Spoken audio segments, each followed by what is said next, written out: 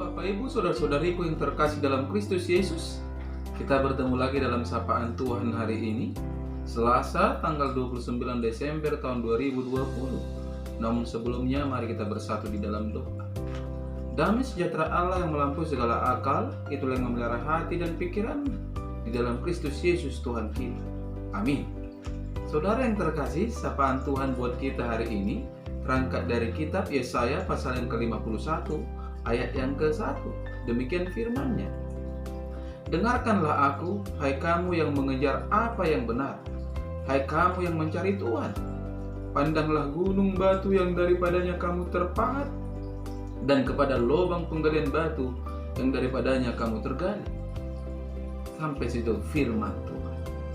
Saudara yang terkasih, saya mengangkat tema dari kebenaran firman ini, yaitu mendengarkan suara Tuhan.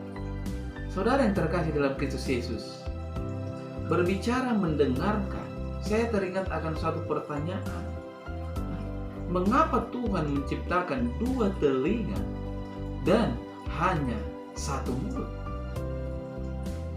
Hal ini hendak memberikan kita pemahaman, saudara-saudara, sehingga kita bisa memahami. Bukankah hal itu sebagai tanda bagi setiap manusia untuk lebih banyak mendengar daripada berbicara?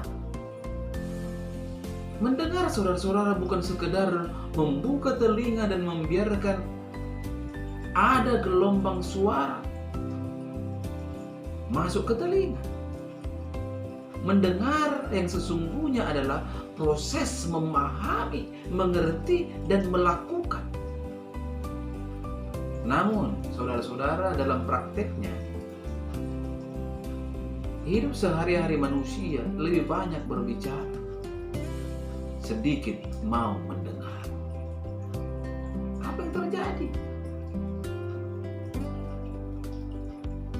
Bahkan, saudara-saudara, banyak orang berpikir keberhasilan hanya ditentukan dari keterampilan manusia itu, keahlian, pengalaman, serta seberapa keras dia berupaya. Satu hal yang jarang disadari oleh setiap orang adalah bahwa keberhasilan kita sebenarnya tergantung dari apakah kita mau mendengarkan suara Tuhan atau tidak. Saudara yang terkasih dalam Kristus Yesus, bangsa Israel dalam hidupnya telah melihat banyak kehidupan, tetapi mereka tidak mau memperhatikan. Mereka mau memasang telinga mereka, tetapi tidak mau mendengar. Akhirnya Tuhan melihat mereka sebagai bangsa yang buta dan tuli. Kita mengetahui bagaimana, saudara-saudara, seorang yang buta dan tuli akan selalu terjatuh dan mendapatkan persoalan. Inilah yang terjadi dalam kehidupan bangsa Israel. Sebagai akibatnya mereka mendapat hukuman dan terus berada dalam penghukuman.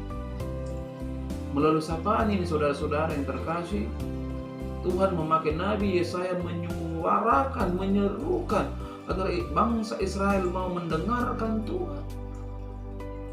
Dengan peristiwa ini nyatalah bahwa Tuhan tidak pernah putus asa betapapun bebalnya umat Israel. Tuhan tetap berbelas kasihan dan menyatakan kasih setianya kepada mereka. Israel dipanggil untuk mendengarkannya. Artinya, saudara-saudara, seruan Tuhan ini agar bangsa itu memberikan telinga mereka kepada Tuhan.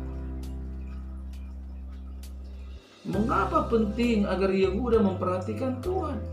Mengapa penting seruan Tuhan agar bangsa itu mendengarkannya? Karena mendengarkan suara Tuhan itu bukanlah hal yang sepele, melainkan soal hidup atau matinya hidup mereka. Tidakkah firman-Nya, saudara-saudara, berkata di dalam Yesaya 55 ayat 3a, Sendengkanlah telingamu dan datanglah kepadaku, dengarkanlah, maka kamu akan hidup. Inilah saudara-saudara yang terjadi bagi bangsa Israel yang hidup dalam kesombongan dan tidak mau mendengarkan firman Tuhan. Oleh sikapnya, mereka pun terbuang dan terjajah serta teraniaya. Mendengarkan sangat berhubungan dengan hidup mati kita. Saudara yang terkasih, namun perlu kita ketahui bagaimanapun kesulitannya, hancurnya dan parahnya kehidupan kita, keselamatan akan datang dalam sekejap mata. Tidak ada yang dapat menghalangi tindakan penyelamatan yang dari Tuhan Allah. Keselamatan pasti datang walaupun ada orang-orang yang mencoba melawannya. Pasti mereka akan dihancurkan kuasa Tuhan ketika mereka mau mendengarkan Tuhan. Rahasianya mendengarkan Tuhan, saudara-saudara. Karena Tuhan akan selalu menolong orang-orang yang beriman. Tidakkah di dalam Roma 10 ayat ke-17 berkata, jadi iman timbul dari pendengaran, dan pendengaran oleh firman Kristus. Saudara yang terkasih, biarlah melalui sapaan Tuhan hari ini kita lebih memahami bahwa hukum-hukum dan keputusan pengadilan yang berasal dari Tuhan adalah terang bagi orang-orang yang mau dibimbing. Karena akan mendapatkan iman yang benar.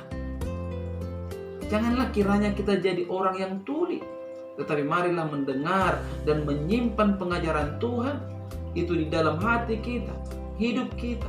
Takutlah akan Tuhan dan setialah kepadanya, sebab Tuhan adalah Allah penyelamat yang kekal.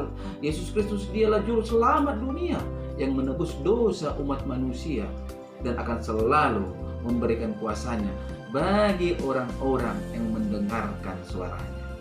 Amin. Kita bersatu dalam doa. Terima kasih Bapa di surga untuk kebenaran dari firman-Mu yang telah berkumandang melalui media YouTube ini di pagi hari ini, yang mengajak kami Tuhan untuk mendengarkan suara Tuhan.